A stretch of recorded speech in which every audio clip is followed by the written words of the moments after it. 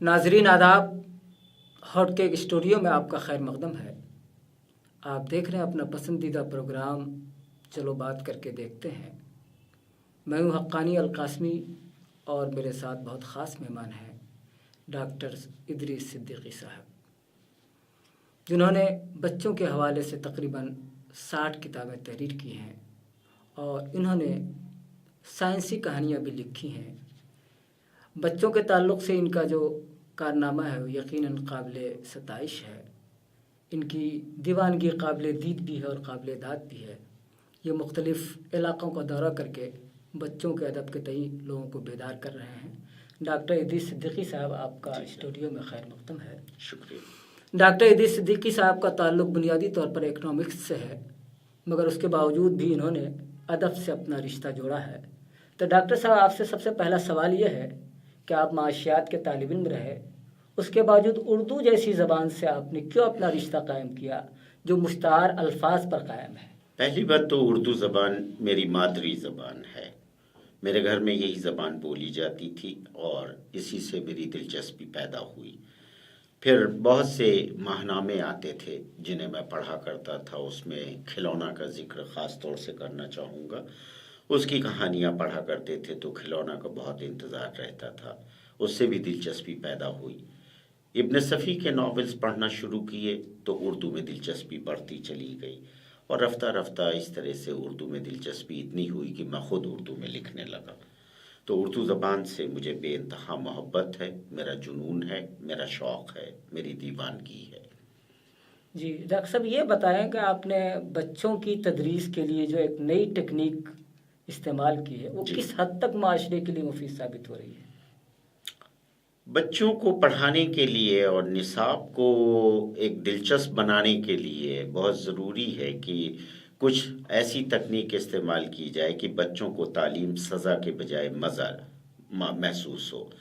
میں نے یہ تجربہ کیا کہ آئیے تعلیم کو سزا سے مزہ میں تبدیل کر دیں۔ تو میں نے بچوں کی کہانیاں جب لکھنا شروع کی تو اس وقت یہ احساس ہوا کہ کیوں نہ نصاب کو جو کہانیوں کی شکل میں بدل دیا جائے جس میں بچے دلچسپی بھی لیں اور اسے سمجھ سکیں۔ اور اس طرح سے یہ سلسلہ شروع ہوا جنہیں میں تدریسی کہانیاں کہتا ہوں، اور میں نے سائنس کے نصاب کو کہانیوں کی شکل میں ڈھالنا شروع کیا۔ اس میں مجھے کافی وقت لگا لیکن بالآخر میں ان کتابوں کو نصاب کو مکمل کرنے میں کامیاب ہوا۔ تو یہ سلسلہ ہے کہ بچوں کو تعلیم کہانیوں کے ذریعے سے دی جائے۔ اس کا پس منظر یہ ہے کہ میرا تعلق ہائر ایجوکیشن سے ہے۔ P H D, M Phil یہی کرانا میرا کام تھا۔ تحقیق کے میدان میں میری خاص دلچسپی تھی۔ تو تحقیقی میدان میں دو طرح کی میتھڈالوجی یا طریقہ کار رائج ہیں تحقیق کے لیے۔ ان میں سے کوانٹیٹیو میتھڈالوجی کہلاتی ہے اور دوسری کوالیٹیٹیو میتھڈالوجی کہلاتی ہے۔ جس وقت میں کینیڈا میں مقالے پڑھ رہا تھا، بہت سی چیزوں پر پڑھتا رہتا ہوں، تو اس وقت یہ آیا کہ کوالیٹیٹیو ریسرچ میتھڈالوجی میں دو نئے طریقہ کار آئے ہیں تحقیق کے لیے، اور ان میں وہ نئے طریقہ کار ہیں اسٹوری ٹیلنگ میتھڈ اور اسٹوری ری ٹیلنگ میتھڈس۔ تبھی یہ میرے لیے مشعل راہ ثابت ہوئی اور میں نے بچوں کے نصاب کو کہانیوں کی شکل میں تبدیل کیا، جس میں یا تو اسٹوری ٹیلنگ میتھڈ کا میں نے استعمال کیا ہے یا اسٹوری ری ٹیلنگ میتھڈ کا استعمال کیا ہے، اور اس طرح سے نصاب کافی دلچسپ کہانیوں میں تبدیل ہو سکا۔ ڈاکٹر صاحب یہ بتائیں، جو آپ نے طریقہ کار اختیار کیا ہے، کیا آپ سے پہلے بھی کسی نے یہ طریقہ کار اختیار کیا؟ مثال اگر دی جائے تو ابن انشا کی، اگر اردو کی آخری کتاب کی مثال دی جائے تو آپ دیکھیں گے کہ یہ وہ کہانیاں تھیں یا قصے تھے جو صدیوں سے چلے آ رہے ہیں، لیکن ابن انشا نے اسے ایک نئے پیرائے میں، ایک نئے انداز میں لکھا۔ مثلا کچھوا اور خرگوش کی کہانی ہے، یا ایک وہ کہانی ہے جس میں اتفاق اور اتحاد کے اوپر زور دیا گیا ہے کہ وہ ایک باپ اپنے 4 بیٹوں کو لکڑی ایک ایک دیتا ہے اور کہتا ہے اسے توڑ کے دکھاؤ، وہ سب توڑ دیتے ہیں، پھر وہ ان لکڑیوں کو، چاروں لکڑیوں کا گٹھر بنا کے دیتا ہے اور وہ نہیں توڑ پاتے ہیں، تو اتحاد کی طاقت اس سے بتائی گئی۔ اس قصے کو ابن انشا نے ایک نئے انداز میں لکھا کہ ایک باپ ہے اور اس کا آخری وقت ہے اور وہ چاہتا ہے کہ میرے بیٹوں میں کسی طرح سے کسی بات پر اتفاق ہو تاکہ میں سکون سے مر سکوں۔ تو وہ اپنے بچوں کو ایک ایک لکڑی دیتا ہے اور کہتا ہے اسے توڑ کے دکھاؤ. یقیناً وہ سب توڑ دیتے ہیں باری باری. پھر جب وہ گٹھر بنا کر دیتا ہے تو پہلا بیٹا زور لگاتا ہے، نہیں ٹوٹتی ہے، دوسرا لگاتا ہے، تیسری، چوتھا بیٹا زیادہ جوشیلا ہے اور وہ پوری طاقت صرف کر دیتا ہے، چٹاخ کی آواز آتی ہے، لیکن لکڑیوں کا گٹھر ٹوٹنے کے بجائے اس کی ہڈی ٹوٹ چکی ہوتی. تو سارے بچے کہتے ہیں کہ بڈھے کا دماغ خراب ہے. تو بڈھے کو، بڑے میاں کو یہ احساس ہوتا ہے چلو کسی بات پہ اتفاق تو ہوا، اور وہ سکون سے دم توڑ دیتے ہیں. تو یہ اسٹوری ری ٹیلنگ میتھڈ جو ہے ابن انشا نے اس وقت استعمال کیا تھا، جس کا ذکر آج پایا جا رہا ہے اور آج سوشل سائنٹسٹ اسے تحقیق کے میدان میں استعمال کر رہے ہیں. ڈاکٹر صاحب یہ بتائیں، یہ جو آپ سائنسی موضوعات کو آسان زبان میں، اردو زبان میں جو منتقل کر رہے ہیں، تو اس کی تحریک کہیں سے تو آپ کو ملی ہوگی؟ اس کی تحریک کی وجہ یہی ہے کہ جب میں نے مدرسوں کے اور اردو میڈیم اسکول کے بارے میں دیکھا کہ ان کا معیار اتنا بلند نہیں ہے اور دنیاوی تعلیم کے سلسلے میں وہ کافی پچھڑے ہوئے ہیں. تو یہ یونیسکو کا ایک پروگرام تھا جس میں انہوں نے تجویز کیا تھا کہ پہلے سے 5ویں تک اگر سائنس کی تعلیم دی جائے تو ایک اچھی بنیاد ہوگی، اور اس کی وجہ سے 6، 7، 8ویں میں جب بچے پہنچیں گے تو تعلیم میں ان کی دلچسپی ہوگی، اور آگے چل کر تعلیم میں ڈراپ آؤٹ ریٹ بہت کم ہو جائے گا. کہ بہت سے بچے، خاص طور سے اردو دا طبقے سے جو بچے آتے ہیں، وہ سائنس کو چھوڑ دیتے ہیں، اور یہی وجہ ہے کہ B S C, M S C science میں مسلم بچوں کی تعداد بہت ہی کم پائی جاتی ہے. تو سائنس میں دلچسپی پیدا کرنے کی ضرورت تھی. ان مدارس میں اور اردو میڈیم اسکولوں میں ایک ایسا نصاب اگر نافذ کیا جائے جسے اساتذہ بھی آسانی سے سمجھ سکیں اور بچوں کو سمجھا سکیں، تو یہی ایک قسم کی تحریک سمجھیے، ایک محرک میرے لیے ثابت ہوا، اور میں نے یہ کہانیاں لکھنا شروع کی. ڈاکٹر صاحب یہ جو سائنسی اصطلاحات ہیں زیادہ تر انگریزی زبان میں ہیں، جی تو آپ کو اردو میں اس کا متبادل تلاش کرنے میں تو دشواری پیش آئی ہوگی؟ بے شک آئی، اور ایک کام تو حکومت ہند نے کیا ہے کہ کچھ اصطلاحات کے انہوں نے کتابیں تیار کی ہیں جو بازار میں کافی پہلے بھی آ چکی تھیں. تو سماجی علوم کی اصطلاحات کی کتابیں بھی حکومت ہند کے مختلف شعبوں سے نکلی، اور سائنس کی اصطلاحات کی.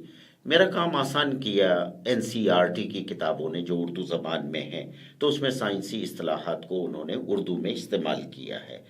لیکن ایک دشواری بھی پیش آئی کہ وہ زبان بہت ہی ثقیل ہے، بہت مشکل ہے، جہاں پر اصطلاحات کو اردو میں دیا گیا ہے. تو میرے لیے یہ ایک کام بڑھ گیا کہ میں ان اصطلاحات کو عام زبان میں کر دوں تاکہ وہ آسانی سے بچوں کی بھی سمجھ میں آ جائے اور اساتذہ کی سمجھ میں بھی آ جائے. مثال کے طور پر جیسے سالیوٹ ہے، انگریزی میں کیمسٹری کا لفظ ہے، اور اس کو تحلیل پذیر یا تحلیل پذیری کا نام دیا گیا. عام زبان میں ہم تحلیل پذیر نہیں بولا کرتے ہیں، گھلنے والی چیز ہم کہا کرتے ہیں. تو بجائے اتنی مشکل الفاظ استعمال کرنے کے، میں نے آسان جو بولی کے الفاظ ہیں انہیں استعمال کیا. تو تحلیل پذیر یا تحلیل پذیری کی جگہ گھلنے والی چیز، گھلنے والی شے، اور اس طرح سے اسے آسان بنانے کی کوشش کی ہے. ڈاکٹر صاحب پہلے جیسے دلی کالج نے یا دارالترجمہ عثمانیہ وغیرہ میں سائنسی اصطلاحات کے بہت سارے ترجمے ہوئے ہیں، جی، تو کیا وہ بھی آپ کے پیش نظر رہی ہے کتاب؟ میں جب کتابوں کو ٹرانسلیٹ کرتا تھا تو اس وقت میرے نظر سے کئی ایک اس طرح کی اردو کی اصطلاحات گزری اور مختلف مضامین کی گزری. لیکن سب میں معاملہ وہی ہے کہ زبان جب استعمال کی گئی ہے یا تو وہ فارسی سے لی گئی ہے یا پھر عربی کے الفاظ ہیں. یقیناً آج کے دور میں اردو میں عربی اور فارسی کے الفاظ کی اتنی گنجائش نہیں رہ گئی ہے جو گزشتہ صدی میں پائی جاتی تھی یا گزشتہ دہائیوں میں پائی جاتی تھی. تو اب ان اصطلاحات کو بدلنے کی ضرورت ہے، انہیں عام فہم بنانے کی ضرورت ہے، اور یہ کام کوئی ایک ادارہ ہی کر سکتا ہے، فرد واحد نہیں کر سکتا. جی ڈاکٹر صاحب، یہ آپ تو کینیڈا میں زیادہ تر آپ کا قیام رہا ہے، تو یہ بتائیں جیسے کینیڈا کے اندر اردو کی صورتحال کے حوالے سے کیا ہوگا؟ کینیڈا میں جیسا کہ آپ جانتے ہیں کہ زیادہ تر وہی لوگ آباد ہیں جنہیں ہم تارک وطن کہتے ہیں. تو وہ لینڈ آف امیگریشن یا لینڈ آف امیگرینٹس کہلاتا ہے کینیڈا. مختلف ملکوں سے وہاں آئے ہوئے لوگ آباد ہیں. ظاہر ہے کہ اس میں ایک بہت بڑی تعداد پاکستانیوں کی ہے، ان ہندوستانی مسلمانوں کی ہے جو اردو بولتے ہیں، اردو پڑھتے ہیں، اردو لکھتے ہیں. تو کینیڈا میں بہت زیادہ اردو رائج نہیں ہے، لیکن عام بول چال میں جہاں جہاں ہندوستانی یا مسلمانی زیادہ تعداد میں آباد ہیں، وہاں پر گفتگو عام طور سے اردو میں ہوا کرتی. ہم جن دکانوں پہ جاتے ہیں جہاں سے اپنے مسالے اور دالیں اور تمام سامان خریدتے ہیں، وہ بیچنے والے بھی اردو بولتے ہیں اور خریدنے والے بھی اردو بولتے ہیں. اس کے علاوہ اتنی بڑی تعداد ہونے کی وجہ سے وہاں سے کئی ایک اخبار بھی اردو کے نکلتے ہیں، اور خاص طور سے پاکستان والے انہیں شائع کرتے ہیں. کچھ ہندوستانی بھی ہیں اور اس میں رسالے بھی آتے ہیں. چونکہ یہ مفت تقسیم ہوتے ہیں، دکانوں پہ رکھ دیے جاتے ہیں، وہاں سے ہم لوگ سامان جب خریدتے ہیں تو دو چار اخبار، کچھ رسالے اگر ہماری نظر سے گزرے تو ہم انہیں اٹھا لاتے ہیں اور اس طرح سے اردو پڑھنے کا اپنا شوق پورا کرتے ہیں. اس کے علاوہ اسنا نام کی جو تنظیم ہے وہ بھی اردو کے کتابوں کو اور رسائل کو بیچنے کا کام کرتی ہے. حالانکہ وہ زیادہ تر دینی نوعیت کے ہوتے ہیں، لیکن کبھی کبھی اس میں سماجی نوعیت کے بھی کتابیں مل جاتی ہیں. ڈاکٹر صاحب، جیسے ہمارے ہندوستان میں ایک طرح کے لنگوسٹک ڈائیورسٹی ملتی ہے. جی جیسے ہمارے یہاں کی کرنسی ہے وہ 17 رسم الخط میں اس کا لکھا رہتا ہے. جی کیا کینیڈا میں بھی اس طرح کی کچھ لسانی تنوع کے تعلق سے لسانی تنوع کینیڈا میں جتنا ہے شاید دنیا میں کسی ملک میں نہیں ہوگا. اس کا اندازہ اس بات سے لگائیے کہ وہاں کم از کم 180 ممالک کے لوگ وہاں آباد ہیں. ظاہر ہے وہ لوگ اپنی زبانیں بھی اپنے ساتھ لے کر آئے ہیں، ان کی اپنی تہذیب بھی ہے، اور اس طرح سے وہاں پر زبانیں جو ہیں وہ بہت ممالک کی پائی جاتی ہیں. لیکن جب ایک اردو زبان کا آدمی کسی دوسرے اس خطے سے آئے ہوئے آدمی سے بات کرتا ہے جس کی زبان اردو نہیں ہے، تو وہاں پر ہمیں انگریزی کا استعمال کرنا پڑتا ہے. اور کینیڈا کا دوسرا حصہ وہ ہے جہاں پر فرانسیسی زبان بولی جاتی ہے، وہ فرینچ کینیڈا کہلاتا ہے. تو وہاں پر لنگوا فرینکا یا رابطے کی زبان جو ہے وہ فرینچ ہے. نہیں ڈاکٹر صاحب، میں یہ پوچھنا چاہ رہا تھا کہ سرکاری سطح پہ کیا اس لنگوسٹک ڈائیورسٹی کا خیال رکھا؟ سرکاری سطح پر وہاں پر 2 ہی زبانوں پر زور ہے اور انہیں ہی تسلیم کیا جاتا ہے. اس میں سے پہلی زبان انگریزی ہے جو انگلش کینیڈا میں پائی جاتی ہے، اور دوسری فرینچ کینیڈا میں ہے. لیکن جب بہت بڑی تعداد میں کسی جگہ پر لوگ کسی ایک خاص زبان کے بولنے والے ہوتے ہیں جو انگریزی اور فرانسیسی کے علاوہ ہے، مثال کے طور پر تمل زبان ہے، تو جہاں پر تمل بہت آباد ہیں وہاں اسپتالوں میں، دکانوں پر اور اس طرح کے سرکاری بھی بورڈ ایسے ہیں جو تمل میں پائے جاتے ہیں، اور وہاں پر تمل بولنے والا بھی رکھا جاتا ہے. اسی طرح سے جہاں پر چینی بہت زیادہ آباد ہیں وہاں پر چینی زبان میں بات کرنے والے رکھے جاتے ہیں. کتنے ہی بینک ایسے ہیں جہاں پر چینی زبان میں بات کرنے کے لیے چینی لوگوں کو رکھا جاتا ہے، کیونکہ وہاں پر کسٹمر زیادہ تر چینی ہوتے ہیں. بدقسمتی سے اردو جاننے والے زیادہ تر انگریزی بول کر کام چلاتے ہیں، اس لیے میں نے کہیں بھی اس طرح سے اردو جاننے والے رکھے جائیں اس کا موقع وہ نہیں دیتے ہیں.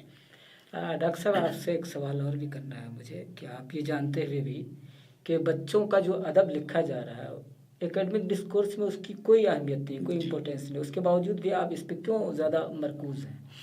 ہاں، یہ ایک بہت عمدہ سوال ہے کہ اردو ادب کو وہ بچوں کے ادب کو وہ اہمیت نہیں حاصل ہوئی جو انگریزی میں ہے یا ہندی میں ہے. اور میں چونکہ ہندی میں بھی لکھتا ہوں اور انگریزی میں بھی لکھتا ہوں، اس لیے مجھے اس کا شدت سے احساس ہے. اور شاید یہی وجہ ہے کہ میں اردو ادب میں، بچوں کے ادب میں اس طرح کی کہانیاں لکھنا چاہتا ہوں یا لکھ رہا ہوں جو دوسری زبانوں کے بچوں کے ادب کے مقابلے میں رکھی جا سکیں. مثال کے طور پر ابھی میری ایک نئی کتاب آئی ہے جس کا نام ہے نئی پریوں کے نئے قصے. یہ پریوں کے بارے میں کہانیاں ہیں، لیکن یہ پریاں فلک کی گیسز ہیں، قریبات کی گیسز ہیں 8 عدد، جن کو پریوں کی شکل میں بتایا گیا ہے. یہ کہانیاں ہندی یا انگریزی کے بچوں کے ادب کے مقابلے میں رکھی جا سکتی ہیں، اور ان کا معیار ان سے کم نہیں ہے، وہی اسلوب ہے جو ان کتابوں ان زبانوں میں پایا جاتا ہے۔ تو میری کوشش ہے کہ اردو میں بچوں کا ادب اس معیار تک پہنچ جائے جس میں ہندی یا انگریزی بچوں کا ادب پایا جاتا ہے۔ ڈاکٹر صاحب، یہ جو کتابوں کا معاملہ الگ ہے، لیکن یہ بچوں کے لیے جو سیریلس آ رہے ہیں، بچوں کی دلچسپی ان میں زیادہ ہوتی ہے کتابوں کے مقابلے میں، تو اس کی کیا وجوہات ہو سکتی ہیں؟ دیکھیے، آج کا زمانہ جو ہے انٹرنیٹ کا ہے، موبائل نے انٹرنیٹ سے ایکسس کو بہت آسان کر دیا ہے۔ ویژولز جو ہوتے ہیں، تصویریں جو ہوتی ہیں، وہ بچوں کو زیادہ متاثر کرتی ہیں، اور یہی وجہ ہے کہ بچے پہلے بھی گیم کھیلتے تھے، آج بھی کھیلتے ہیں، لیکن آج ویڈیو گیمز کھیلتے ہیں کیونکہ اس میں انہیں زیادہ دلچسپی ہے، انہیں دکھ رہا ہے وہ کیا کر رہے ہیں اور کیا ہو رہا ہے۔ پڑھنے میں یہ اندازہ نہیں ہوتا ہے، انہیں تصور کرنا پڑتا ہے۔ تو اب تصور کی وہ زحمت نہیں دے رہے ہیں، بلکہ سامنے دیکھ رہے ہیں۔ اسی لیے یہ کہانیاں اب بولتی ہوئی کہانیاں، ناچتی ہوئی کہانیاں، زندہ کہانیاں جب تک نہیں ہوں گی، بچوں کو اس طرف ہم نہیں لا پائیں گے۔ تو میں کوشش کر رہا ہوں کہ جس طرح سے انگلینڈ میں ہوا یا امریکہ میں، ہمارے نارتھ امریکہ میں ہو رہا ہے کہ آڈیو بکس آ گئی ہیں، ویڈیو بکس آ گئی ہیں، تو میں بھی کوشش کر رہا ہوں کہ اردو میں کم از کم کچھ ویڈیوز کہانیوں کے تیار ہوں، اور اس سلسلے میں نے ایک دو اداروں سے بات بھی کی ہے جو درسی کہانیوں کو ویڈیو کی شکل میں لانا چاہتے ہیں، تاکہ بچوں کو ایک بار پھر اردو ادب کی طرف مائل کیا جا سکے۔ ڈاکٹر صاحب، یہ جو آپ نے تعلیم کا ایک سلسلہ شروع کیا ہے، ظاہر ہے کہ پورے ہندوستان کا آپ دورہ کر رہے ہیں اور مختلف علاقوں کی آپ نے لوگوں سے باتیں بھی کی ہیں، تو یہ جو آپ جو کتابی سیریز ہے، آپ کی بک سیریز ہے مختلف کتابوں کے حوالے سے، تو اس کا کیا امپیکٹ پڑ رہا ہے ان لوگوں کے اوپر جن اداروں سے آپ رابطہ کر رہے ہیں؟ ابھی تک میری وہ کتابیں پہنچی ہیں جو میں نے نصاب کے لیے نہیں لکھی ہیں، صرف بچوں کو معلومات کے لیے اور انہیں اس طرف مائل کرنے کے لیے لکھی ہیں۔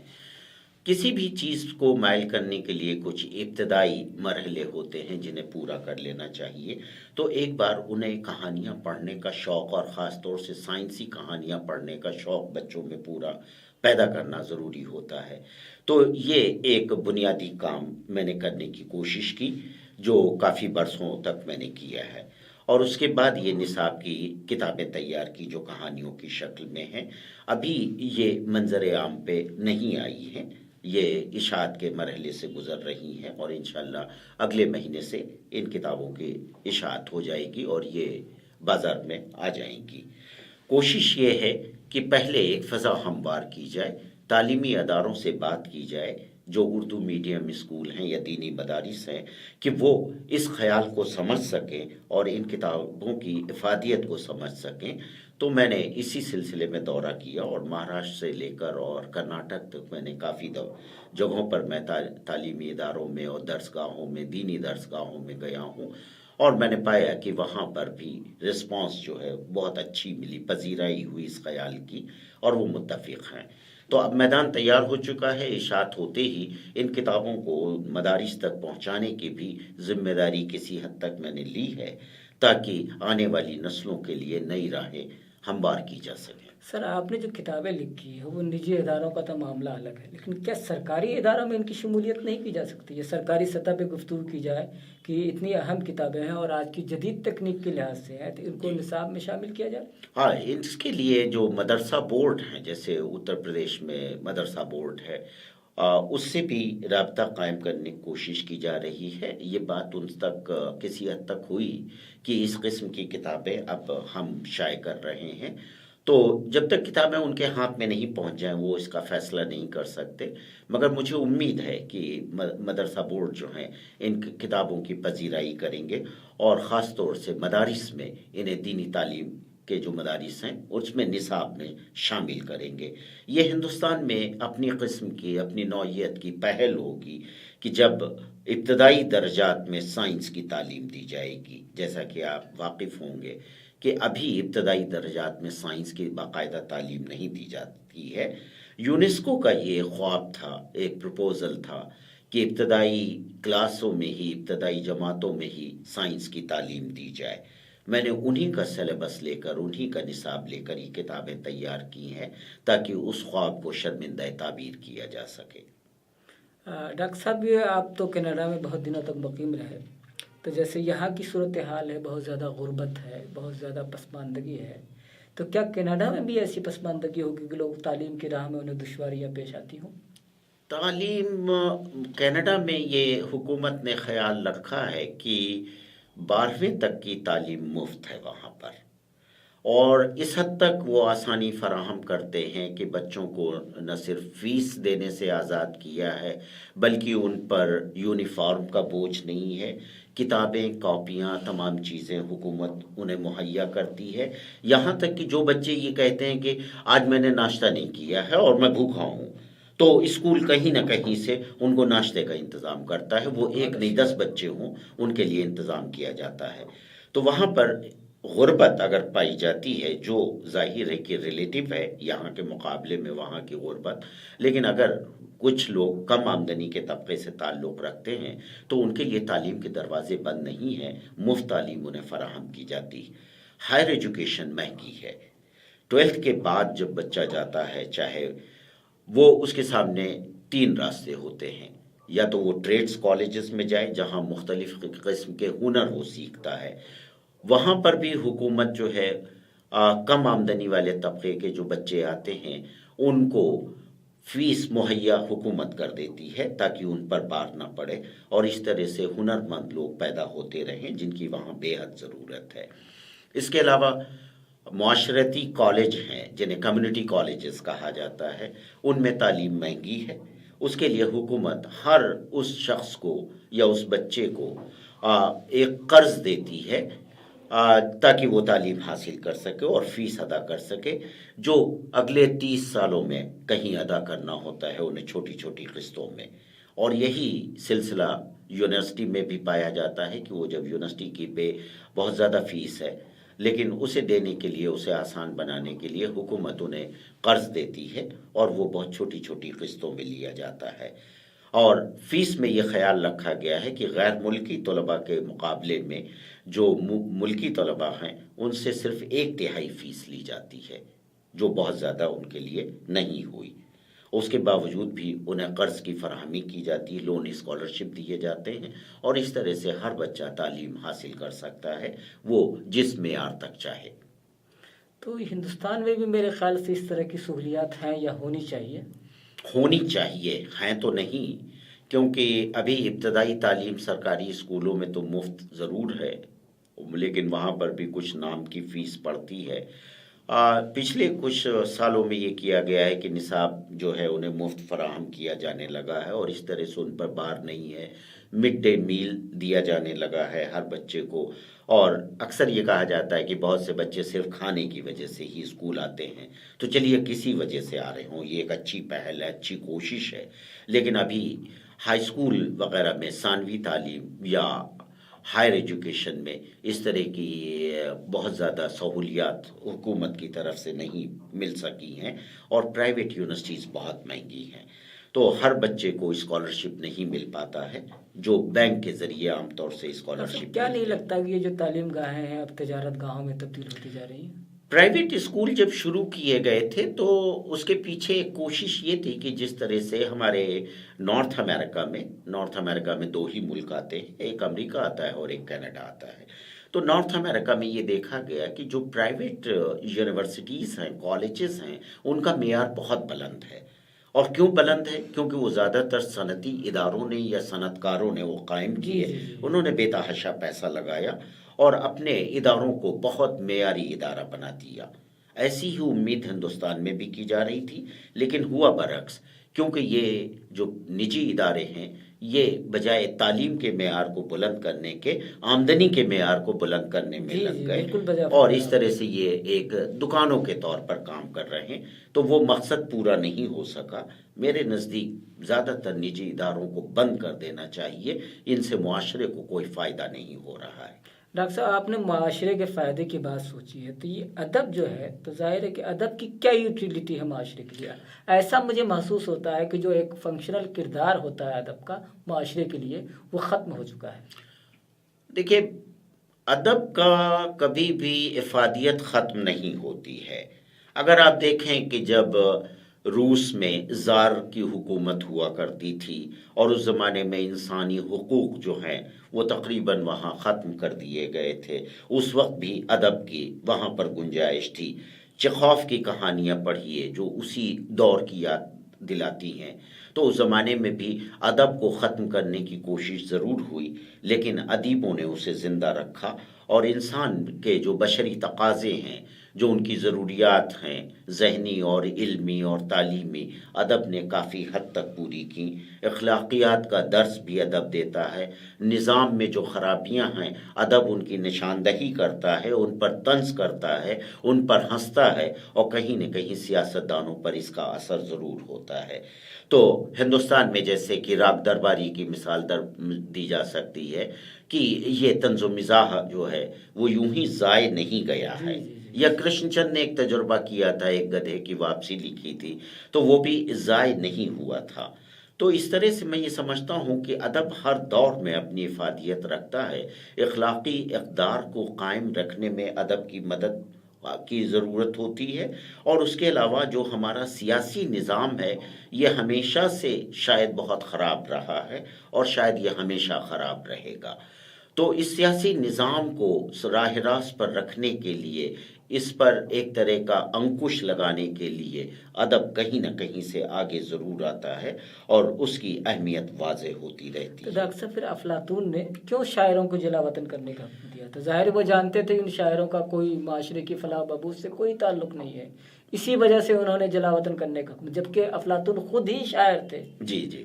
تو آخر وہی کوئی نہ کوئی تعلق تو رہا ہوگا. افلاطون کے زمانے میں وہ دور الگ تھا، شاید اس وقت فیض نہیں پیدا ہوئے تھے اور یقیناً نہیں پیدا ہوئے تھے جنہوں نے سیاست کو غزلوں کا موضوع بنایا. اور آپ اس کا نتیجہ دیکھیں گے کہ ایوب خان کے زمانے میں فیض احمد فیض کافی سالوں تک جیل میں بند رہے، انہیں جلا وطن بھی ہونا پڑا، لیکن انہوں نے غزلوں اور نظموں کے ذریعے ہی لوگوں میں بیداری ہومر تو پیدا ہو چکا ہوگا اس وقت. جی، یونان کا جو سب سے بڑا شاعر ہومر تو پیدا ہو چکا ہوگا. بے شک. تو اس وقت بھی یہ ضروری نہیں ہے کہ کوئی شخص جو بہت بڑا عالم ہو، مفکر ہو، اس کی ہر فکر صحیح ہو. علامہ اقبال نے یہی کام کیا، قوم کو بیدار کرنے کا کام کیا. تو میں اردو ادب کی طرف بار بار واپس آتا ہوں کیونکہ ہم اردو ادبی کی بات کر رہے ہیں. یا اکبر الہ آبادی کے اشعار ہیں یا ان کی نظمیں ہیں اور غزلیں ہیں، وہ کیا ہیں؟ سیاسی بیداری پیدا کرنے، اخلاقی اقدار پیدا کرنے. میں یہاں آپ سے اختلاف کرنا چاہوں گا کہ جیسے اکبر الہ آبادی یا اقبال کا ایک محدود اثر رہا ہوگا. سارے لوگ اکبر الہ آبادی کو بھی نہیں جانتے، علامہ اقبال کو بھی نہیں جانتے، بلکہ غالب کو بھی نہیں جانتے.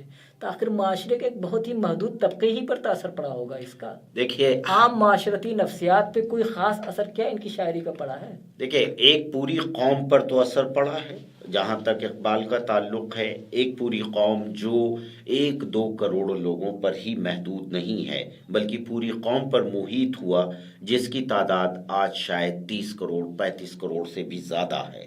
کہیں نہ کہیں یہ اثر کافی رہا اور لوگوں کا فکر کا طریقہ بدلا. تو میں نہیں سمجھتا کہ اگر مختصر بھی اثر پڑے تب بھی بہتر ہے کوئی اثر نہ پڑنے سے. تو ڈاکٹر صاحب میں یہ کہنا چاہتا ہوں کہ آپ ابھی سروے کرا لیں، ہندوستان کے 10,000 بستیوں کا سروے کرا ہے، تو وہاں نہ کوئی غالب کو جانتا ہے، نہ اقبال کو جانتا ہے، نہ گاندھی جی کو جانتے ہیں. جی. تو ظاہر ہے 10,000 بستیوں کو آپ مائنس تو نہیں کر سکتے نا. 10,000 بستیوں کو نہیں کر سکتے، لیکن 10,000 ایسی بستیاں بھی مل سکتی ہیں جہاں پر ان کا اثر پڑا اور آج بھی ہے. میں مثال ایک دینا چاہوں گا کہ کیرلا میں زبان ہمیشہ سے ملیالم رہی ہے، اور یا پھر وہ انگریزی زبان کا استعمال کرتے رہیں، لیکن اب وہاں پر بہت سے دینی ادارے ایسے ہیں جہاں پر اردو شروع کی. کیوں شروع کی انہوں نے؟ اس کے پیچھے ایک ہی فکر ہے کہ علامہ اقبال کے جو چیزیں ہیں، وہ جو فکر ہے وہ لوگوں تک پہنچے، اور معاشرے میں جو جس طرح کی اصلاح کی ضرورت ہے، تو اقبال سے بہتر کوئی شاعر نہیں ہو سکتا ہے. کچھ ایسا ہی خیال خوشونت سنگھ بھی رکھا کرتے تھے. اگر خوشونت سنگھ کے کالمز آپ پڑھتے رہے ہوں تو اقبالیات کا وہ بہت بڑا ماہر بھی تھا، ترجمہ بھی کیا ہے اور ترجمہ بھی کیا. جگن ناتھ آزاد ماہر اقبالیات ہیں. اگر اثر نہ پڑا ہوتا تو یہ لوگ کہاں سے یہ دانشور تھے.